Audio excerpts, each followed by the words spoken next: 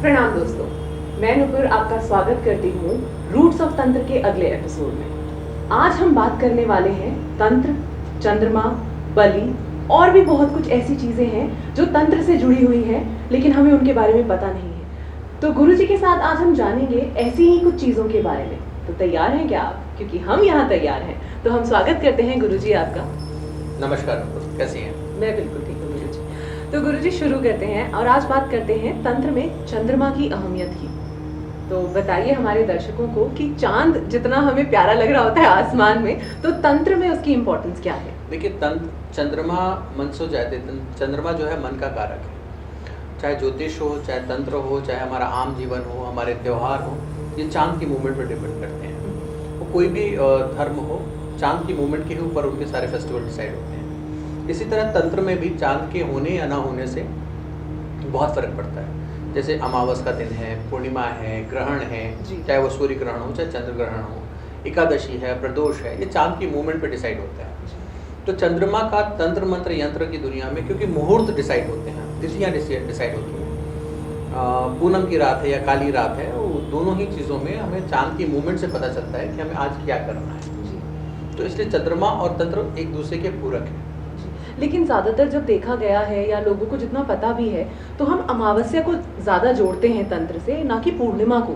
तो ये थोड़ा सा मैं चाहूँगी कि आप हमारी ऑडियंस के लिए क्लियर करें, क्योंकि ज़्यादातर देखा गया है कि तांत्रिक एक अमावस्या की रात को गए हैं एक शमशान में और वहाँ पे पूजा हो रही है, लेकिन पूर्णिमा, टीवी भी आप कह सकते हैं, मीडिया भी कह सकते हैं कि पूर्णिमा को इतना ग्लोरीफाई नहीं किया गया है जितना अमावस्या को। तो उसके बारे में थोड़ा सा हमारी ऑडियंस को आप चंद्रमा की रोशनी थोड़ा उधर भी डालिए। देखिए, ऐसा है कि अमावस की रात क्या काली रात होती है, उस समय क्या होता है, पूरा अंधकार होता है जी। तो जो तांत्रिक होता है, जो अघोरी होता है, जो साधक होता है, वो अपनी साधना को निर्विघ्न कर सकता है। उस समय कोई जीव जंतु बाहर नहीं होते, ज़्यादा लोगों का आना जाना नहीं होता, डिस्टर्बेंस कम होती है, तो उसको एक साइलेंस मिला करती थी पुराने ज़मानों में। वही प्रथाएं आज भी चली आ रही हैं, क्योंकि अमावस के दिन को हमेशा अंधेरा माना गया है, तो कोई बाहर नहीं निकलता है, ज़्यादा डिस्टर्बेंस नहीं होती, वो अपनी साधनाओं को शांतिपूर्वक कर सकता है। प्लस अमावस की रात में कुछ ऐसे सिचुएशन होती है, ऐसे एनर्जीज का फ्लो बना होता है कि जिससे कि हम जिन एनर्जी से बात करना चाहते हैं उनसे हम आसानी से बात कर सकते हैं। खासतौर से अमावस को पितरों से जोड़ा गया है, तो पितरों की एनर्जी हर लोअर डिमेंशन पे होती है, उस समय हम उनसे ज़्यादा ईजिली कनेक्ट कर सकते हैं। पूर्णिमा में ऐसा नहीं होता। पूर्णिमा में हम देव शक्ति यानी वाइट मैजिक के बारे में हम ज़्यादा बात कर सकते हैं। पूर्णिमा के दिनों में क्या होता है कि देव शक्तियाँ नीचे होती हैं, चांद अपने पूर्णता पे होता है, हर चीज़ पूर्ण होता है, हर चीज़ प्रकाश में होता है। तो हम तंत्र की कुछ क्रियाएं, जो पॉजिटिव क्रियाएं हैं, वो हम पूर्णिमा के समय करते हैं, और जो कुछ नेगेटिव क्रियाएं हैं हम अमावस के समय करते हैं। अब नेगेटिव और पॉजिटिव का ये मत समझ लीजिए कि हम ब्लैक मैजिक या जादू टोना कर रहे हैं, ऐसा बिल्कुल मत सोचिएगा। देखिए, अब तंत्र में एक शब्द आता है मारण, किसी के को मार देना। अब मारण का ये मतलब नहीं लिया गया था कि किसी के जीव की हत्या कर देना, किसी मानव को मार देना। मारण हो सकता है कि आपकी आदतों का मारण हो सकता है, आपकी किसी बुरी हरकत का मारण ये हो सकता है कि किसी एक सिचुएशन का मारण करना होता है, किसी चीज़ को हटाना रास्ते से मारण कहलाता है। अब लोगों ने उसको मारण ही समझ लिया। अगर आप देखें तो तंत्र जो है पूरा 2 शब्दों में आके बढ़ जाता है, वशीकरण और मारण या ब्लैक मैजिक। 3 में ही लोगों को लगता है कि तंत्र पूरा यही है, परंतु तंत्र बहुत विराट सब्जेक्ट है। वशीकरण का ये मतलब नहीं है कि आप सिर्फ किसी अपोजिट सेक्स का वशीकरण कर रहे हैं, ऐसा नहीं है। वशीकरण आप किसी भी चीज़ को अट्रैक्ट कर रहे हैं। अब एक बुक का नाम सुना होगा आपने, सीक्रेट। सीक्रेट इज क्या है? लॉ ऑफ अट्रैक्शन पे काम कर रही है। हम भी तो आकर्षण और वशीकरण में यही बात कर रहे हैं कि आपको जो चाहिए उसका वशीकरण कर लें, उसको आप अट्रैक्ट कर लें। अब आप उसको सिर्फ अपोजिट सेक्स से जोड़ना कि आप मेल का अट्रैक्शन कर रहे हैं या फीमेल का अट्रैक्शन कर रहे हैं, उसको इंटीमेसी या बाकी चीज़ों से जोड़ना गलत होता है। जी, तो मतलब वही है कि जैसे आपने बोला था, तो मेरे दिमाग में भी पहली चीज़ वही आई थी, और I'm sure ऑडियंस के दिमाग में भी वही आई होगी कि पूर्णिमा पॉजिटिव मैजिक, और जहाँ आई अमावस्या वहाँ डार्क मैजिक। Dark magic। और शायद इसीलिए हमारे टीवी शोज में या न्यूज में भी इसी तरह की बातें आती हैं कि तांत्रिक को जोड़ा जाता है अमावस्या के साथ में, ब्लैक मैजिक के साथ में, और कोई व्हाइट मैजिक की बात नहीं पर करता देखिए, है। अगर मैं आपको बड़ी मजेदार बात बताऊं कि दिवाली की रात जो होती है अमावस की रात होती है, हम कितनी खुशियां मनाते हैं, कितने दिए जलाते हैं, तो वहाँ ब्लैक मैजिक कहाँ है? जी। अगर हम देखें पूर्णिमा को दिन हम होली खेलते हैं, तो वहाँ पर कहाँ कहाँ आपको मैजिक नजर आता है? वहाँ खुशियाँ हैं, रंग हैं। लेकिन गुरुजी इसी बात पे आपने दिवाली की जैसे बात की है, तो दिवाली की रात के बाद चौराहों पे बहुत सारी चीजें मिलती हैं, काले जादू से जुड़ी हुई बहुत सारी काले चीजें जादू मिलती से हैं। नहीं होती है, लोग अपने अपने घर का उसारा करते हैं, नजर उतारते हैं। आप अपने घर का कूड़ा फेंकती हैं आप डस्टबिन जी। में, और उसी तरह हम दिवाली की रातों में कुछ उपाय करके उनको हम चौराहे पे फेंकते हैं, क्योंकि चौराहा एक जगह है जहाँ से 4 रास्ते मिलते हैं। जी। अब हमने इसका उपाय बताया लोगों को कि आप चौराहे पर मत फेंकिए, कि लोगों के दिमाग में वहम आता है। तो आप एक कागज पे ड्रॉ कर लीजिए चौराहा, और उसके ऊपर सामान रखकर कहीं जगह पे प्रॉपर्ली डिस्पोज ऑफ कर दीजिए। देखिए, किसी को डरा कर कोई काम करना इज नॉट एथिकल। बिना डराए अगर आपका काम हो जाता तो एथिकल है। राइट। ठीक है। अब आप किसी को डराएं तो ही काम हो, ऐसा नहीं होता, ऐसा सत्य नहीं है, और मैं इसको कभी प्रेफरेंस नहीं देता। जी। तो शायद इसी वजह से चलता आ रहा है, क्योंकि हर कोई तांत्रिक, जैसे आप हर एपिसोड में आप हमारी ऑडियंस को यही कहते हैं कि हर तांत्रिक, जैसे हर डॉक्टर सेम नहीं होता, उसी तरह से हर तांत्रिक भी सेम नहीं होता, तो डिपेंड करता है। तो एवरीथिंग इज पॉजिटिव। देखना नुपुर, थोड़े दिन बाद सारे डॉक्टर चार्टर्ड अकाउंटेंट मेरे पीछे पड़ जाएंगे। आई एम श्योर ऐसा नहीं होगा। एनीवेज, हम आगे बढ़ते हैं। आपने बात की चंद्रमा, बलि, यहाँ पे मैं आती हूँ बलि के लिए। खून, लहू, बलि, इसकी क्या इम्पोर्टेंस है? देखिए, यहाँ पर आप इस बात को समझिए कि बलि का मतलब हमेशा ये नहीं था कि जानवरों की बलि दें। बलि का मतलब होता है to sacrifice something which is very important and dear and close to you. जैसे रावण ने अपने सर की बलि दी थी। बलि का मतलब यहाँ पे था कि आप अपने दिल से जुड़ी हुई किसी चीज़ का कॉम्प्रोमाइज़ करें, कि आप उसको इतना प्यार करते हैं कि आप इस चीज़ को छोड़ सकते हैं। अब लोगों ने उसको सिर्फ जानवरों की बलि से, या नर बलि से, या मानव बलि से, या कबूतरों की, या बकरियों की, या जानवरों की बलि से जोड़ दिया, पर ऐसा नहीं था। बलि का मतलब होता है टू सैक्रिफाइस समथिंग। तो अब हमारे यहाँ क्या किया गया है कि हमारे सनातन धर्म में बलि के जगह पे अगर हम किसी चीज़ को सेक्रीफाइस नहीं कर सकते तो हम वहाँ नींबू का इस्तेमाल करते हैं, नारियल का इस्तेमाल करते हैं, कुशपांडा का इस्तेमाल करते हैं, ऐसे अलग अलग चीज़ों का इस्तेमाल करते हैं। मैं कामाख्या में भी देखता हूँ कि वहाँ बलि दी जाती है, और बहुत से ऐसे स्थान हैं वहाँ लोगों से मैं यही कहता हूँ कि अगर आपको सच में सेक्रीफाइस करना है तो sacrifice your own something good चीज़ को सेक्रीफाइस करें। आप अपनी बुरी बातों का सेक्रीफाइस करें, आप अपनी पसंद की चीज़ों को सेक्रीफाइस करें। आप किसी को पसंद करते हैं तो आप सेक्रीफाइस करिए, वहाँ किसी को हत्या या किसी को नुकसान मत पहुँचाइए। बाकी देखिए, परंपराएं हैं, प्रथाएं हैं, मैं उनका सम्मान करता हूँ, और मैं कभी उनके अगेंस्ट नहीं हूँ। मैं परंपराओं और प्रथाओं के अगेंस्ट नहीं हूँ, परंतु मेरे अपनी सोच का तरीका अलग है। ये मेरी निजी राय है, मैं इसमें किसी और को इन्फ्लुएंस नहीं करता। ये मेरी निजी राय है कि अगर आपको बलि देनी है तो सेक्रीफाइस करिए जो आपको प्रिय है। जैसे अगर आपको खीर खाना पसंद है तो आप अपनी माँ काली माँ कामाख्या को पसंद करने के लिए आज के बाद खीर मत खाइए, आप सेक्रीफाइस करिए ना। जी। आपको कुछ चीज़ें पसंद है उसको सेक्रीफाइस करिए, आप दान दीजिए, आप लोगों को डोनेट करिए। सिर्फ बलि देने से ही नहीं होती। मैं बलि प्रथाओं के अगेंस्ट भी नहीं हूँ और मैं उनके फेवर में नहीं हूँ। उनकी परंपराएं हैं, मैं उनका सम्मान करता हूँ, मेरी अपनी निजी राय है। तो उनका अर्थ क्या है? मतलब देखिए, बलि का सेक्रीफाइस, सिर्फ जी। Sacrifice, that's it. वहाँ पे भी सेक्रीफाइस है। तो सैक्रिफाइस से क्या भगवान प्रसन्न होते हैं, ऐसा कुछ है? या देखिए, आप किसी को भी प्रसन्न करना चाहें, आप अगर नॉर्मल लाइफ में भी रहें तो आप उसके लिए क्या एक्स्ट्रा ऑर्डिनरी कर रहे हैं उसके ऊपर डिपेंड करता है। हम एक रिलेशनशिप में होते हैं तो हम वहाँ उसके लिए एक्स्ट्रा ऑर्डिनरी कहते हैं ना। अगर एक मासूक और एक महबूब को कहते हैं चांद तारे तोड़ लाऊं, ये क्या है? This is extraordinary effort that I am going to do that. अब किसी ने ताजमहल बनवाया तो एक्स्ट्रा ऑर्डिनरी एफर्ट किया, कोई कुछ करता है तो एक्स्ट्रा ऑर्डिनरी, तो सेक्रीफाइस भी एक्स्ट्रा ऑर्डिनरी एफर्ट है। अब इसको सोचने का तरीका बदलने की जरूरत है। आप किसी को प्रसन्न करना चाहते हैं, किसी को हैप्पी करना चाहते हैं, तो you have to be do something different and extraordinary. ठीक है, ये सेक्रीफाइस है। अब आप कहेंगे ब्लड क्यों? देखिए, ब्लड का ये है कि हमारे यहाँ तंत्र में ब्लड को, और अगर देखा जाए लाल कुमकुम को और चावल को बहुत इंपॉर्टेंट दी जाती है।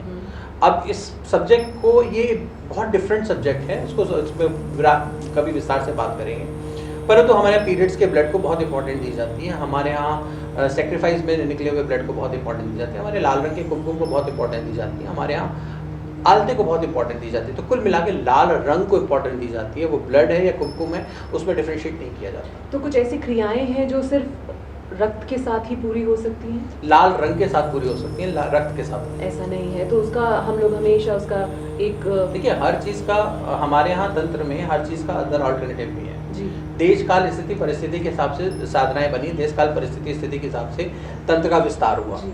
अब जैसे ठंडी जगह है वहाँ पर जीव बलि देते थे लोग, पर वही जो सात्विक जगह है वहाँ पर नहीं देते, वहाँ नींबू और नारियल का इस्तेमाल होता है। आपने देखा होगा बहुत से मंदिरों में नारियल चढ़ता है, जी ये नारियल भी तो बलि है ना। जी तो इसी तरह से सारी व्यवस्थाएं बनाई गई हैं, देश काल स्थिति और परिस्थिति के ऊपर डिपेंड करता है कि हम कहाँ क्या कर रहे हैं। जी। अब मैं अगली जिस वस्तु की तरफ बढ़ रही हूँ वो है स्कल, खोपड़ी, मानव की हड्डियाँ।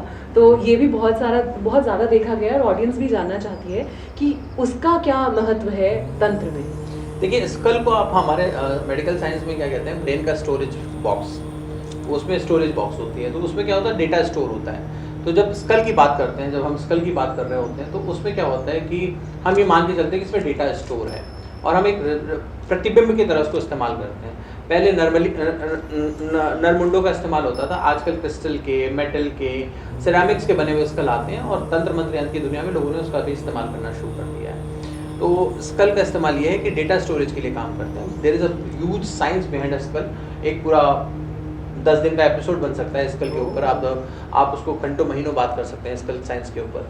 परंतु छोटी सी बात यही है कि वो डेटा स्टोरेज की तरह माना जाता है और प्रतिबिंब माना जाता है जी। तो बस इतना ही इस्तेमाल किया जाता है उसका। तो तंत्र में आप हर छोटी छोटी चीज़ का हम इस्तेमाल करते हैं, चाहे वो स्कल हो, चाहे हड्डी हो, चाहे राख हो, चाहे डिफरेंट तरह के ऑयल्स हों, पत्तियाँ हों, जानवर हों। हमारे यहाँ तंत्र मंत्र यंत्र में कोई भी चीज़ वेस्ट नहीं मानी जाती है। हम पशु पक्षी के पंख के टुकड़े से लेकर हम पहाड़ों तक का इस्तेमाल करते हैं तंत्र मंत्र यंत्र में, क्योंकि धरा पर कोई भी चीज़ अछूती नहीं है। हमारे यहाँ सबको सम्मान दिया जाता है। हम तंत्र मंत्र यंत्र में सब चीज़ों को सम्मान देते हैं।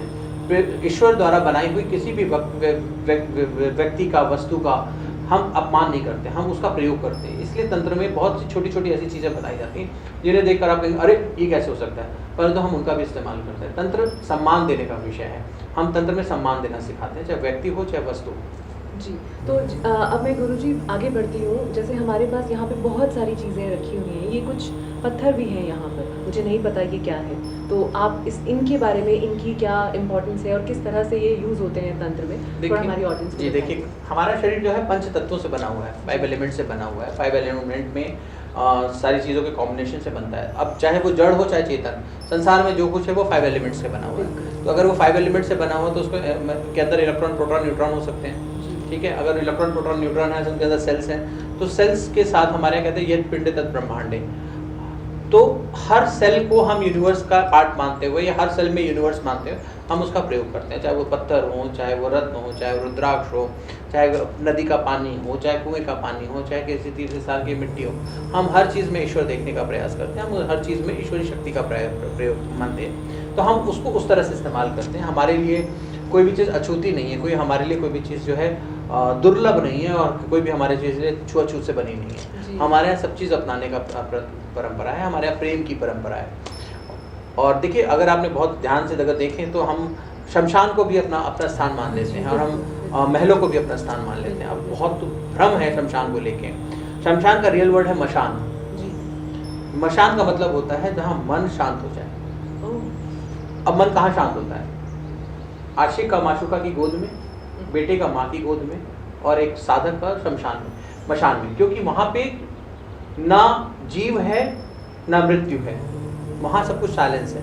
ना वहाँ कोई रिश्ते हैं ना कोई दुश्मन है, वहाँ सब कुछ शांत है। वहाँ पर ना किसी को कुछ पाना है ना किसी को कुछ खोना है। वहाँ जाइए आपको साइलेंस महसूस होगी। वहाँ ना कोई आता है ना कोई जाता है, तो वहाँ मन शांत रहता है। इसलिए वहाँ पर लोग साधना करते हैं।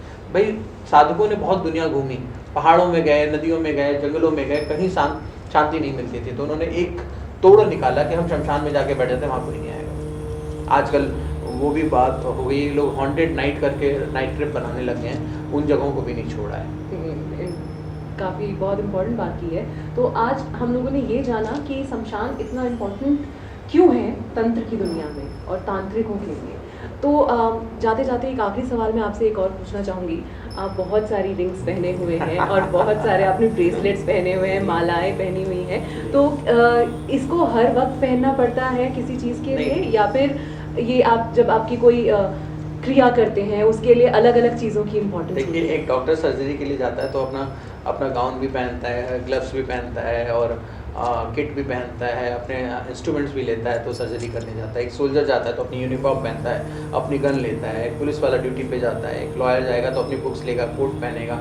आप यहाँ आई हैं तो आप अपना कैमरा, अपनी लाइट्स और अपने सारे इंस्ट्रूमेंट लेकर आई हैं। इसी तरह ये हमारे इंस्ट्रूमेंट हैं, इसमें कोई डिफरेंट नहीं। जब हम अपने किसी काम पे जाते हैं तो हम भी इंस्ट्रूमेंट का इस्तेमाल करते हैं, लेकिन नॉर्मल ज़िंदगी में हम भी वही कपड़े पहनते हैं जो आम आदमी पहनते हैं, हम भी वही खाना खाते हैं जो आम आदमी खाते हैं।